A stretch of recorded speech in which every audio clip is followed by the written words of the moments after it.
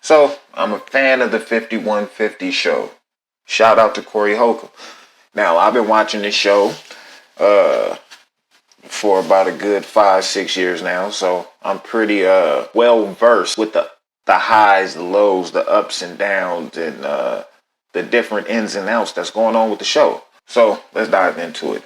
Now, Ryan Davis said that Corey Holcomb gets into it with everyone that, to sum it up, basically outsmarts him and makes him feel dumb on his show. A lot of people would argue that, but I don't feel like that is the absolute truth. I don't feel like that's the truth at all. Let me go ahead and dive in. So, now, the situation with Grady, Zoe, and Ryan. From what I got from Corey Holcomb, each one of those dudes did something that a stand-up guy in Corey Holcomb's opinion wouldn't do. All right? Zoe, he was playing tiptoe. He was going back and forth. He didn't really, okay, I'm riding with Corey Holcomb when everything was going down with Grady. He was kind of, playing both sides of the field. You can't do that. Especially when Corey Holcomb, he's the reason why your shows start taking off and you started getting a name for yourself, all of that. You know what I'm saying? Don't get me wrong. Your show had nothing to do with what the 5150 show was talking about. It wasn't the same approach. You had your own thing going on. But you cannot sit here and say that you didn't get a spike in numbers because of the 5150 show. Corey Holcomb feels like you his man, you his boy, you his dog. When that situation went down with Grady, it shouldn't have been no, I don't know, and you know what I'm saying? There shouldn't have been no playing both sides of the fence. You should have rolled with Corey. That's how Corey felt, okay? Now, the Ryan Davis situation, he felt like you didn't do some stand-up stuff because you got, in his opinion, ran out of a town by a guy that was smaller than you. It's been numerous shows that he done talked about this, bro. Where he literally said, like, I cannot ride or cannot see myself dealing with a person that would allow themselves to get ran out of LA by somebody smaller than them. You know what I'm saying? At some point in time, you got to stand up for yourself and be a man. That's the message that Corey Holcomb has been conveying for the last few months dealing with Ryan Davis, dealing with that situation. Now, with the Grady situation, I can already, watching the shows and the episodes, you can kind of see, what panned out was going to happen. Just watching Grady, he just seemed like a dude that was just looking for a come up real quick.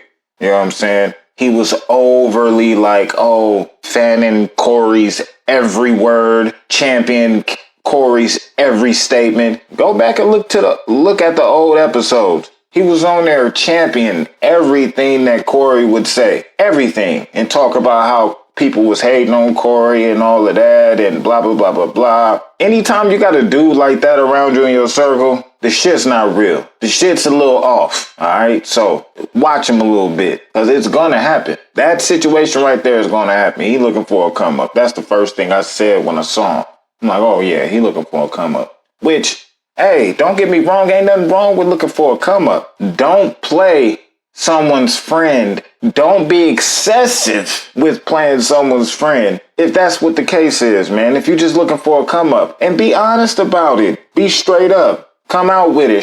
Say it straight up. Hey, bro, I'm looking to elevate myself. I'm using this as a platform to catapult myself. Be straight up, and I guarantee you a real one will recognize real. I'm not saying that Corey is a real one. I don't know. But from what I've seen on this show and from what I've got from the dialogue, from all the situations that's happened, he's technically a real one. Don't get me wrong. He might be overthinking some of these situations that happen. But hey, man, everybody got a right to their own opinion and how they feel about the situation. It is what it is. But Ryan, you crazy for that. Yeah, man, talking about how Corey's only funny in one type of way, I beg to differ. I know that was a little jab. Don't get me wrong, on his show, he do, aggressively roast people all the time. But that doesn't mean he's only funny in one way. I mean, look at the songs he do. Look at the other shit he do. But hey, man, I feel where Corey's coming from. If what happened is actually what happened, which we know certain things that happen now that Reggie done spoke up and stuff like that, we don't know if that was the ultimate decision on why he left and went to LA. You know what I'm saying? We do understand that he was a little bit rattled.